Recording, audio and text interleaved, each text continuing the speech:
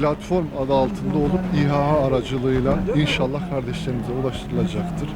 Elazığlı kardeşlerimiz bizi bu ve benzeri durumlarda hiçbir zaman yalnız bırakmadı. Aslında yalnız bırakılmayan biz değil, mazlumlardır. Bugün de Gazze'li kardeşlerimizin yanında, inşallah Filistinli kardeşlerimizin yanında olup safımızı belli edip burada Elazığ'a yakışır bir yardım kampanyası yapıp oradaki kardeşlerimize ulaştırmak üzere Allah'ın izniyle biz burada veren el ile alan el arasındaki köprü olacağız. Dediğim gibi sadece İHA özelinde değil, oluşturduğumuz platform bünyesinde birçok sivil toplum kuruluşumuzun, valiliğimizin desteğiyle, belediyemizin desteğiyle bu kampanyayı başlatmış bulunmaktayız.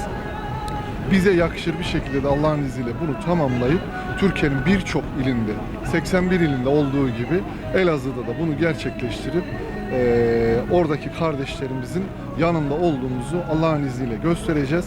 Rabbim bize de Hamas'ın, Gazze'nin, Filistin'in zaferini görmeyi nasip etsin.